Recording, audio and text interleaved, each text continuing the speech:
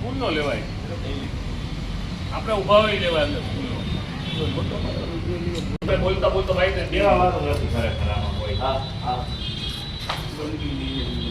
બોલતા બોલતા ભાઈ આ નગર પ્રાથમિક શિક્ષણ સમિતિની શાળા નંબર 25 કે જે અત્યારે સાવ ખંડેર જેવી હાલત થઈ ગઈ છે અને અત્યારે બાજુમાં જે શિફ્ટ થયું છે 25 નંબરની સ્કૂલ, એના બાળકો છે એ અહીંયા નાસ્તો અહીંયા કરે છે, રમે અહીંયા છે અને આખી આ ભયજનક થઈ ગઈ છે. વારંવાર કમિશનરને રજૂઆત કરી છે, શિક્ષણ શાખા જે નગર પ્રાથમિક શિક્ષણ સમિતિ છે એને રજૂઆત કરી છે, પણ હજી સુધી આ ભયજનક જે સ્કૂલ છે એ તોડવામાં નથી. ઉલટાનું જામનગર મહાનગરપાલિકાના બહાદુર અધિકારીએ અહીંના જે સ્કૂલના જે 25 નંબર સ્કૂલના પ્રિન્સિપાલને નોટિસ આપી કે આ ભયજનક બાંધકામ છે એ તમે તોડી નાખો.